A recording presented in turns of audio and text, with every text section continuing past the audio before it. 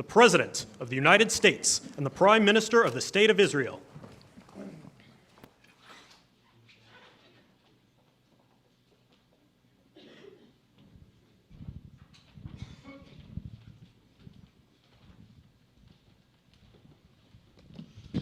Thank you very much, everybody. So this is a big, big day, a beautiful day, potentially one of the great days ever in civilization. Things that have been going on for hundreds of years and thousands of years. We're going to, at least we're at a minimum very, very close, and I think we're beyond very close. And I want to thank Bibi for really getting in there and doing a job.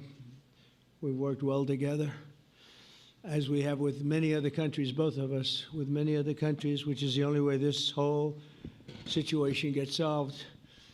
And I'm not just talking about Gaza. Gaza is one thing, but we're talking about much beyond Gaza. The whole deal, everything getting solved. It's called peace in the Middle East. So today is a historic day for peace, and Prime Minister Netanyahu and I have just concluded an important meeting on many vital issues, including Iran, trade, the expansion of the Abraham Accords, and most importantly, we discussed how to end the war in Gaza, but it's just a part of the bigger picture, which is peace in the Middle East, and let's call it eternal peace in the Middle East. So this is far more than anybody expected, but the level of support that I've had from the nations in the Middle East and surrounding Israel and neighbors of Israel has been incredible, incredible. Every single one of them. This afternoon, after extensive consultation with our friends and partners throughout the region, I'm formally releasing our principles for peace, which people have really liked, I must say. And these are done not just routinely done, these are done with total consideration and working with the nations that we're talking about. All of these nations have made contributions to those suggestions. I want to thank the leaders of many Arab and Muslim nations for their tremendous support in developing the proposal, along with many of our allies in Europe. Europe has been very much involved, and as I was called by many of the European leaders, most of them saying, is this true? Are you really doing peace in the Middle East? This is the most incredible thing we've heard. Some think it's the biggest thing they've ever heard. They called just to find out, was it just a rumor or is it actually done? And then they said, have you spoken to the Arab leaders? Have you spoken to all of the other leaders that we have to get? A lot of people involved in this one. I also want to thank Prime Minister Netanyahu for agreeing to the plan and for trusting that if we work together, we can bring an end to the death and destruction that we've seen for so many years, decades, even centuries, and begin a new chapter of security, peace, and prosperity for the entire region. And I want to just say that my meetings and dialogue that we had with so many countries, Saudi Arabia as an example, the king is a phenomenal person. The Emir of Qatar, he's incredible people. UAE, and that's MBZ and ABZ. We're totally involved. These are the people that we've been dealing with and who've been actually very much involved in this negotiation, giving us ideas, things they can live with, things they can't live with. Pretty complex. I mean, after 2,000, 3,000 years, whatever it is, I guess it's got to be a little complex, or it would have been done a long time ago. The King of Jordan was with us, as you know, in the United Nations. The President of Turkey, President Erdogan, is a friend of mine, a strong man, but a good man. President of Indonesia, somebody who's an amazing leader, Prabowo. He is an amazing leader and respected by everybody. He was in the room with us. We were together with most of these people that I'm mentioning. Others were by phone or the next day. The Prime Minister and the Field Marshal of Pakistan, they were with us right from the beginning, incredible. In fact, they just put out a statement that they fully believe in this pact. It just came out just as I was walking around. They said, sir, you have a big notice from the Prime Minister of Pakistan and from the Field Marshal that they back this 100%. President El-Sisi of Egypt, who's terrific. And these are people I've gotten to know over the years. I mean, I would say it started around 2015 and then went into 2016 when the presidency officially began. But I've known him actually for a long time, and there are in many cases really great men. I can't say in all cases, but I will tell you in many cases they're great men and some great women too. They tend to be mostly men, however, I will say that. But if accepted by Hamas, this proposal calls for the release of all remaining hostages immediately, but in no case more than 72 hours. So the hostages are coming back, and I hate even saying this from the standpoint, doesn't sound right, but it is so important to the parents. The bodies of the young men, I believe in almost all cases, the young men are coming back immediately. I met with parents. The parents felt as strongly about getting the body of their dead boy back as they did as though the boy were alive and well. It's so important to them. And it means the immediate end to the war itself, not just Gaza. It's the war itself. Under the plan, Arab and Muslim countries have committed, and in writing in many cases, but I actually would take their word for it. The people I mentioned, I'd take their word for it, to demilitarize Gaza, and that's quickly. Decommission the military capabilities of Hamas and all other terror organizations. Do that immediately. And we're relying on the countries that I named and others to deal with Hamas. And I'm hearing that Hamas wants to get this done too, and that's a good thing.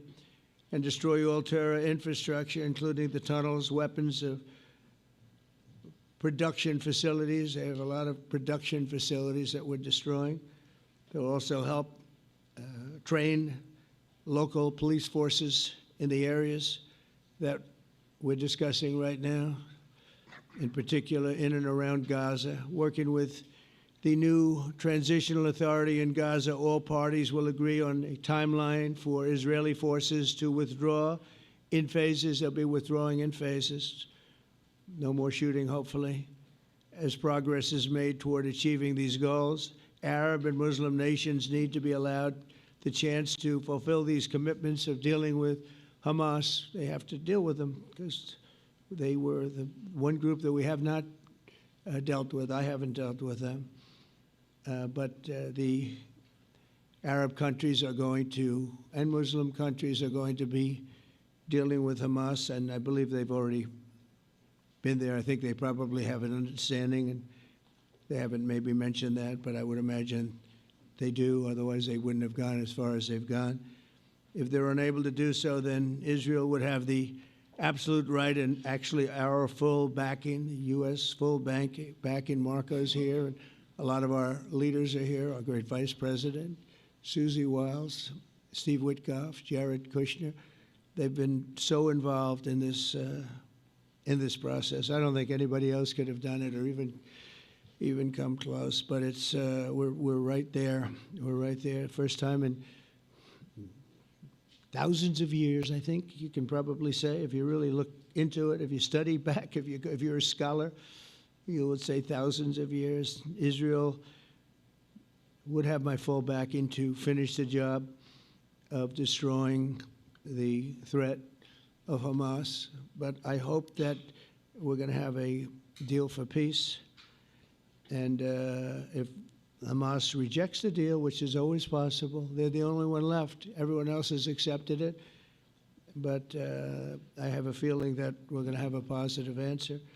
But if not, as you know, Bibi, you'd have our full backing to do what you would have to do. Everyone understands that the ultimate result must be the elimination of any danger posed in the region, and the danger is caused by Hamas. The tyranny of terror has to end, and this is, again, something that we're looking for. This is eternity. This is for forever. To ensure the success of this effort, my plan calls for the creation of a new international oversight body, the Board of Peace, we call it, the Board of Peace, sort of a beautiful name, the Board of Peace, which will be headed, not at my request, believe me, I'm very busy, but we have to make sure this works. The leaders of the Arab world and Israel and everybody involved asked me to do this, so it would be headed by a gentleman known as President Donald J. Trump of the United States. That's what I want, is some extra work to do, but it's so important that I'm willing to do it, and we'll do it right, and we're going to put leaders from other countries on, and leaders that are very distinguished leaders, and we'll have a board, and one of the people that wants to be on the board is the UK former Prime Minister, Tony Blair, good man, very good man, and some others, and they'll be named over the next few days, and it'll be quite the board. Working, everybody wants to be on it now. I don't know if that had anything to do. They named me and everybody else wanted to be on it. I guess they figure, well, he's a soft touch. He'll be easy to deal with. Working with the World Bank and others, it will be responsible for recruiting and training a new government that will be made up of Palestinians along with highly qualified experts from all around the world. Hamas and other terrorist factions will play no role in the board, but they'll play no role in the governance of Gaza at all, directly or indirectly. As you know, thousands of Hamas leaders have been killed and soldiers have been killed. And we can never forget October 7th, but thousands have paid the price for that. And now it's time to get our hostages back and get back to trying to build something that's really great and very important. In our meeting today, Prime Minister Netanyahu was very clear about his opposition to a Palestinian state. And he continuously mentions October 7th, and I understand that. Most people do. And I understand and respect his position on many things, but what he's doing today is so good for Israel. I noticed that they have large crowds gathering in Israel all the time, and they have my name up. They like me for whatever reason, Bibi, I don't know, but they do like me. But they say two things: please get the hostages back and please end the war. They've had it. It's had it. So I think it's a very popular thing you do, because he's a warrior. He doesn't know about getting back to a normal way of life, but he is a warrior, and Israel's lucky to have him. But now the people want to get back to peace. They want to get back to normalization in a true sense. Several countries have foolishly recognized the Palestinian state. As you know, some of our European friends, allies, good people, but they're really, I think, doing that because they're very tired of what's going on for so many decades. They've been presidents and prime ministers for years, and during this time, having to do with the Middle East, all they're doing is talking about the same thing over and over. They want to see it get back. And nobody wants that more than me, or I believe Bibi too. But the people of Israel want it. They really want it. They want the hostages back. That includes the probably 32 bodies that we're talking about, 20 people that are living, 32 or so people that are dead, and they want to have peace. So let us not forget how we got here. Hamas was elected by the Palestinian people. Israel withdrew from Gaza thinking they would live in peace. Remember that a long time ago? They withdrew. They said, you take it. This is our contribution to peace. But that didn't work out. That didn't work out. It was the opposite of peace. They pulled away. They let them have it. And I never forgot that, because I said, that doesn't sound like a good deal to me. As a real estate person, I mean, they gave up the ocean, right? Ron, they gave up the ocean. They said, who would do this deal? And it still didn't work out. They were very generous, actually. And they gave up the most magnificent piece of land in many ways in the Middle East, and they said, all we want to do now is have peace, and that request was not honored. Instead of building a better life for the Palestinians, Hamas diverted resources to build over 400 miles of tunnels and terror infrastructure, rocket production facilities, and hid their military command posts and launch sites in hospitals, schools, and mosques. So if you went after them, you'd be after them, and you wouldn't even realize you ended up knocking out a hospital or a school or a mosque. That terrible thing, terrible, terrible way to have to fight. No fight is good, but that's a real bad one. So there are many Palestinians who wish to live in peace. Many. I've seen so many of them, and they have support. And I challenge the Palestinians to take responsibility for their destiny, because that's what we're giving them. We're giving them responsibility for their destiny, fully condemn and prohibit terrorism and earn their way to a brighter future. They don't want the life that they've had. They've had a rough life with Hamas. If the Palestinian Authority does not complete the reforms that I laid out in my vision for peace in 2020, they'll have only themselves to blame. We're giving them an amazing footprint, and they have amazing support from the leaders of the Arab world and the Muslim world, the great leaders. These are great leaders. These are unbelievable leaders that have built great countries and very wealthy countries. What the future holds for the Palestinians, no one really knows, but the plan that we put forward today is focused on ending the war immediately, getting all of our hostages back, getting everything back. Hard to believe when you even say it, and creating conditions for durable Israeli security and Palestinian success. Israeli security is going to be involved. We're going to help you. We'll be there with you in terms of helping with security. We want to make sure it works. We just want to make sure it works. There shouldn't be a shot fired. Now, there will be, I guess, because that's the way it seems to be, but there shouldn't have to be within a few days. There shouldn't have to be a shot fired. Maybe for eternity. Wouldn't that be nice? I hope it's true. I can tell you the leadership of that region feels that there's a good chance of it being true.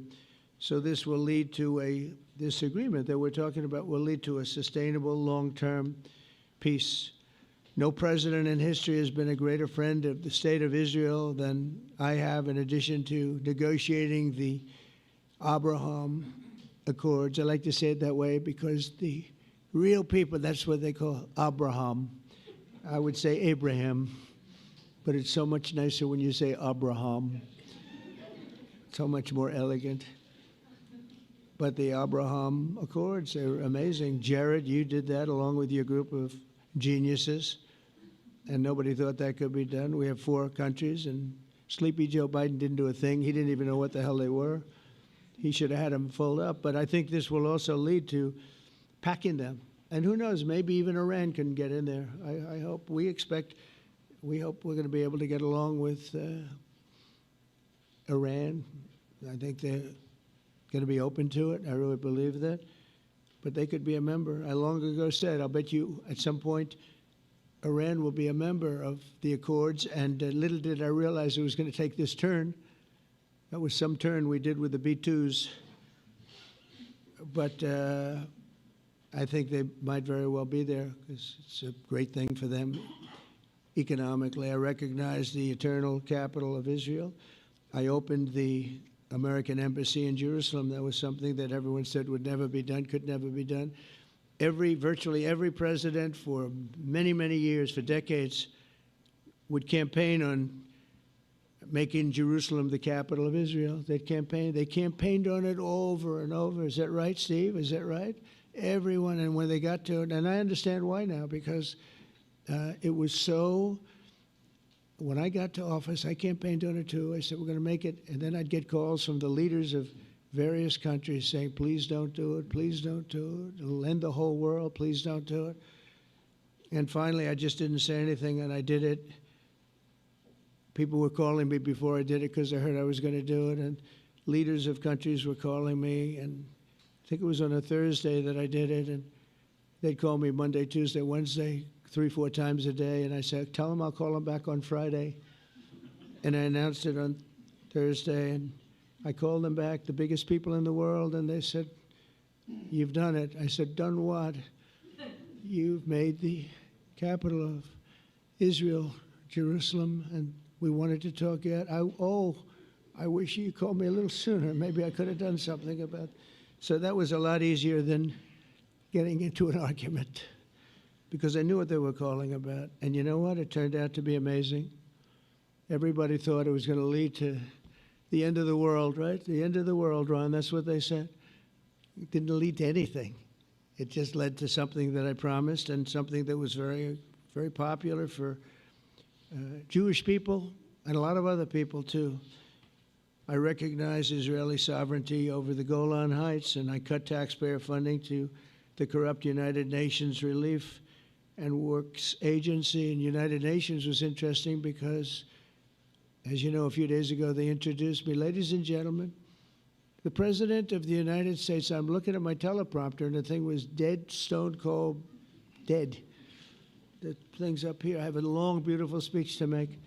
I'm back 30 feet back, and I'm saying, they're introducing me. There's nothing on my teleprompter.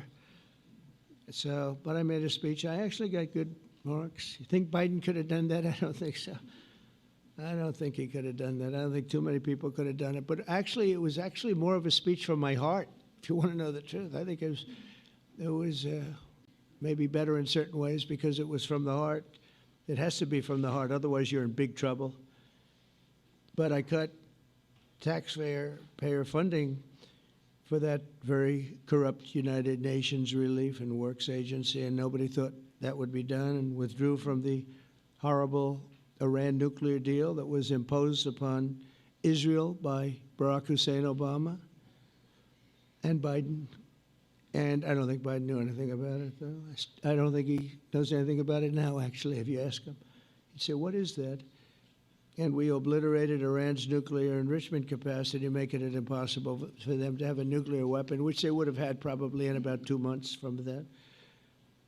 But I've never asked Israel to compromise its security, but we had big, strong talk. Nobody's been better to Israel. No president's been better to Israel than Donald Trump. But we had a long, strong talk, Bibi and I, and he understands it's time. It's time. History has shown. And the people of Israel want it. And the people of the Middle East want it. The people of enemies of Israel want it. But they don't have really too many enemies right now. And you know what? Many countries have gained great respect for Israel, for the way they fight, for the job they do, including me. I had respect anyway, but they gained respect. History has shown us that those who have relations with Israel have thrived, while those who have devoted resources and attention toward the destruction and even annihilation of Israel have languished. They haven't done well. Israel is not going anywhere. They're going to coexist with other people and countries in the region, from Syria to Lebanon to Saudi Arabia.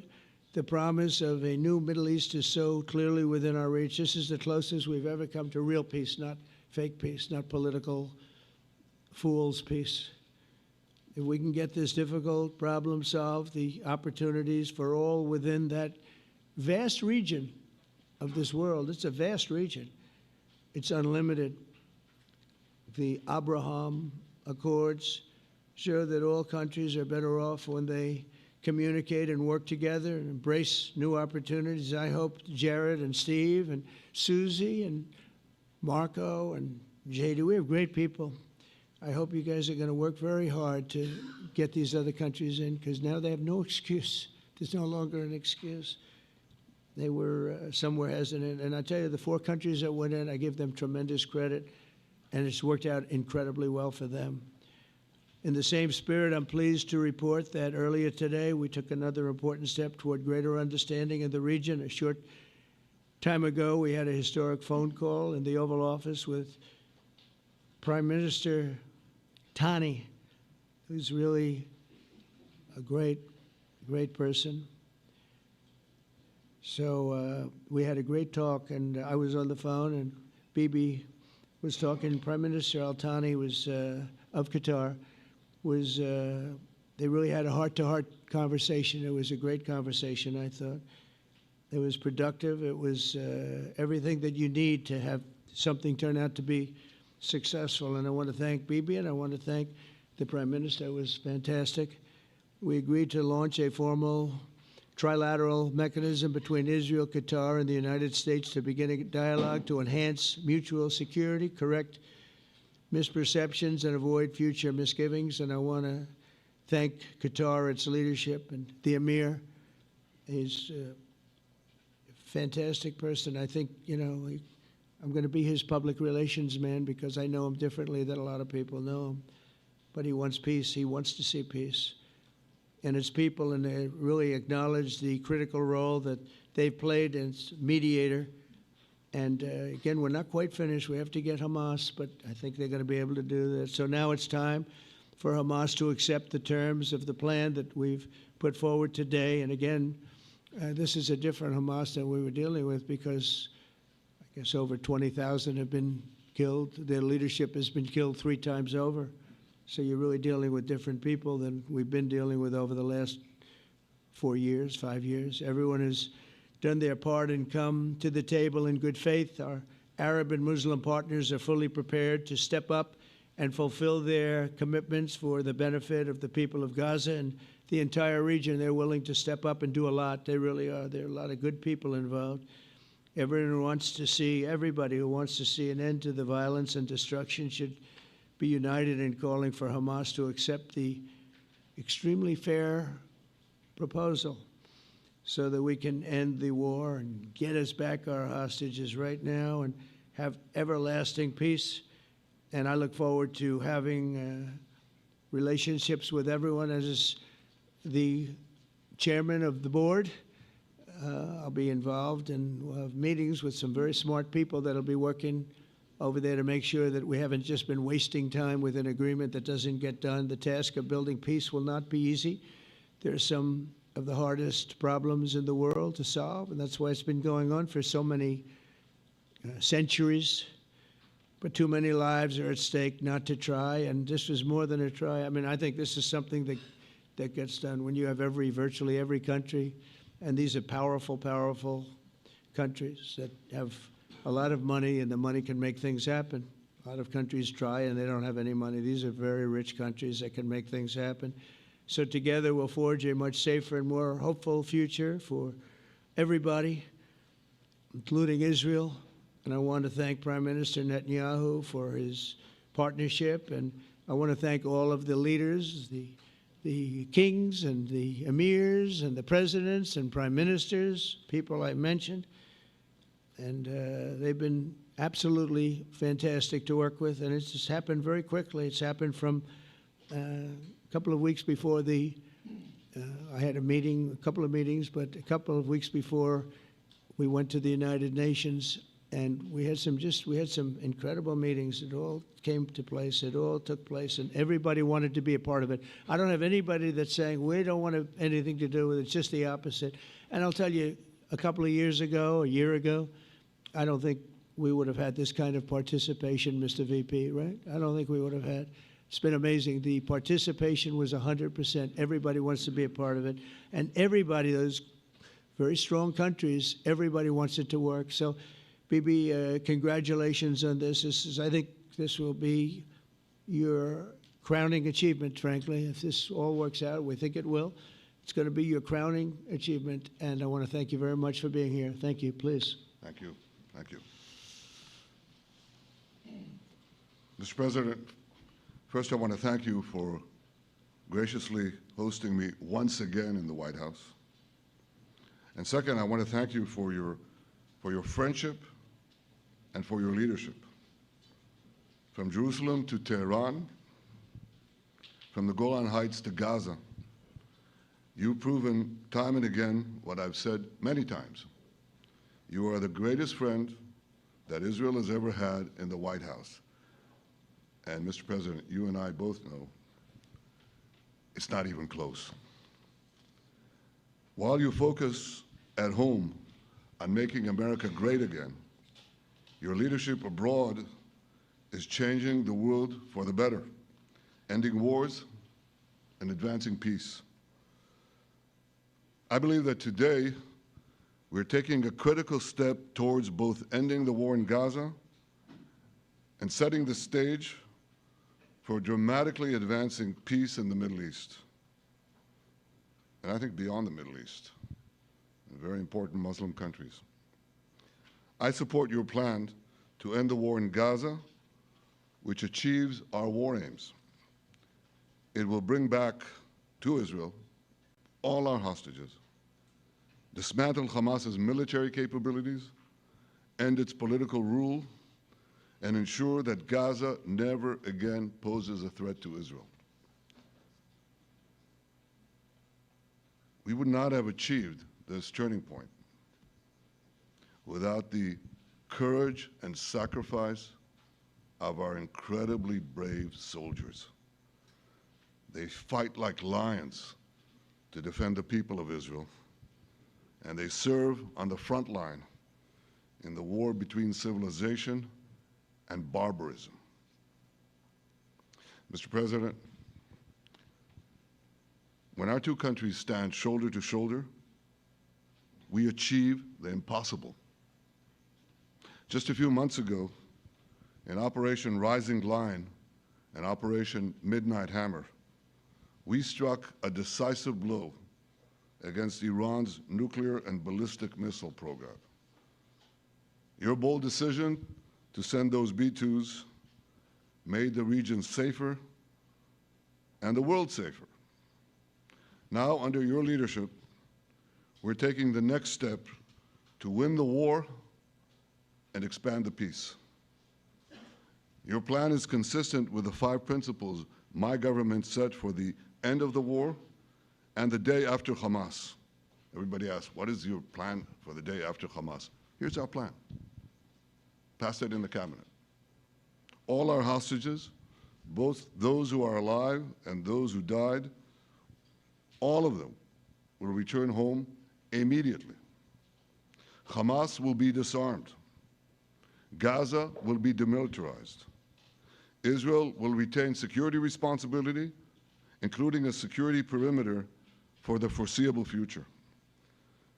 And lastly, Gaza will have a peaceful civilian administration that is run neither by Hamas nor by the Palestinian Authority. If Hamas agrees to your plan, Mr. President, the first step will be a modest withdrawal, followed by the release of all our hostages within 72 hours. The next step will be the establishment of an international body charged with fully disarming Hamas and demilitarizing Gaza. I appreciate your willingness to lead the body, Mr. President. I really appreciate it because you have a lot of things to do, and this is important. And it reflects the confidence that this will give everyone, that things will be followed up on all the commitments made. The fact that you're taking this on, I think, helps a lot to make sure that everything flows in the direction that we want.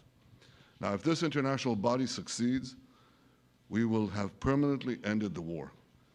Israel will conduct further withdrawals linked to the extent of disarmament and demilitarization, but will remain in the security perimeter for the foreseeable future. I think we should understand that we're giving everybody a chance to have this done peacefully, something that will achieve all our war objectives without any further bloodshed. But if Hamas rejects your plan, Mr. President, or if they supposedly accept it and then basically do everything to counter it, then Israel will finish the job by itself. This can be done the easy way, or it can be done the hard way, but it will be done. We prefer the easy way, but it has to be done. All these goals must be achieved because we didn't fight this horrible fight, sacrifice the finest of our young men to have Hamas stay in Gaza and threaten us again and again and again with these horrific massacres. Mr. President, I was encouraged by your clear statement at the UN against the recognition of a Palestinian state. That would be an outcome that, after October 7th, would reward terrorism, undermine security, and endanger Israel's very existence. As for the Palestinian Authority, I appreciate your firm position that the PA could have no role whatsoever in Gaza without undergoing a radical and genuine transformation. In your 2020 peace plan, which you mentioned just now, you made clear what that transformation requires. It's not lip service. It's not checking a box. It's a fundamental, genuine, and enduring transformation. And that means ending pay to slay, changing the poisonous textbooks that teach hatred to Jews, to Palestinian children, stopping incitement in the media, ending lawfare against Israel at the ICC, the ICJ, recognizing the Jewish state, and many, many other reforms. It won't come as a surprise to you that the vast majority of Israelis have no faith that the PA Leopard will change its spots. But rather than wait for this miraculous transformation, your plan provides a practical and realistic path forward for Gaza in the coming years, in which Gaza will be administered neither by Hamas nor the Palestinian Authority, but by those committed to a genuine peace with Israel.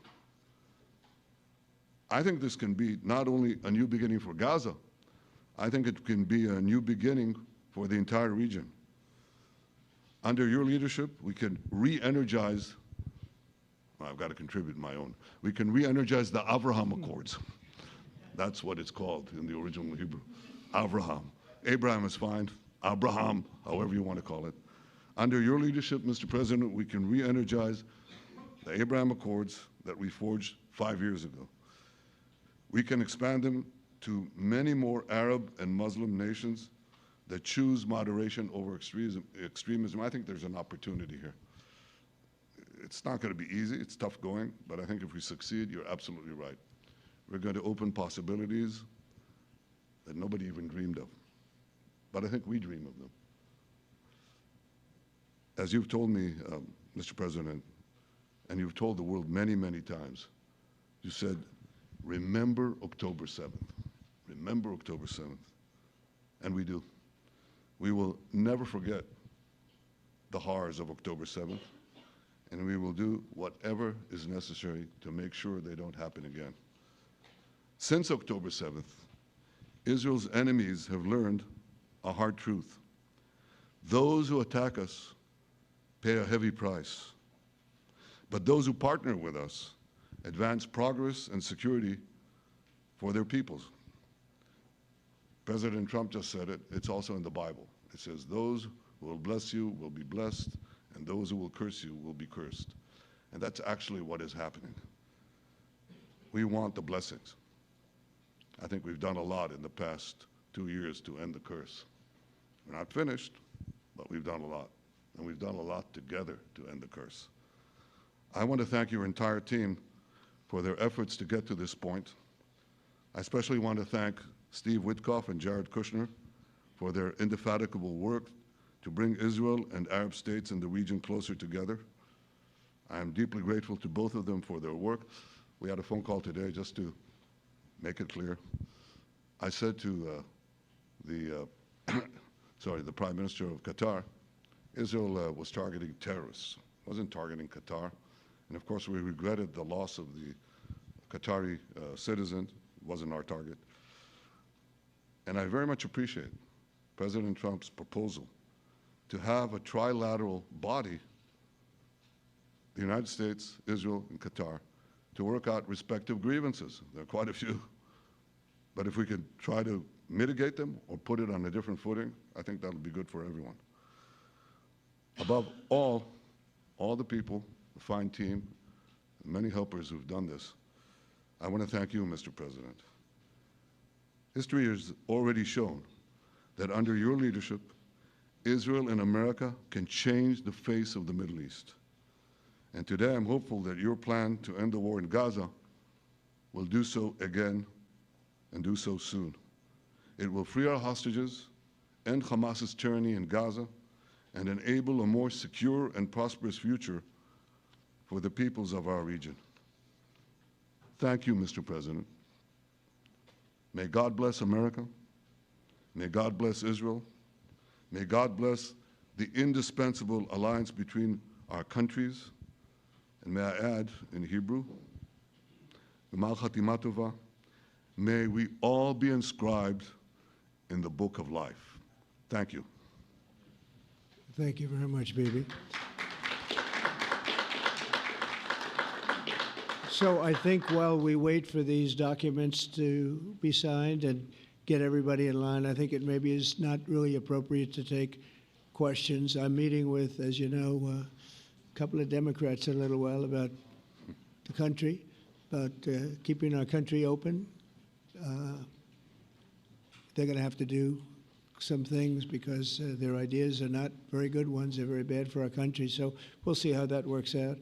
But this is something that was really historic today. This was something that was amazing. I think, Bibi, I mean, depending on you, I think while we're waiting for signatures and waiting for approvals from a lot of different countries that are involved in this, we probably shouldn't take questions? Or would you like to take a question or two from perhaps a friendly Israeli reporter, if there's such a thing? That's a very, very tough proposition. But I would think, Mr. President, that I would go by your instinct that this is, we'll have enough time for questions. Let's settle the issue first, I think. No, Thank you very much, everybody. Thank you.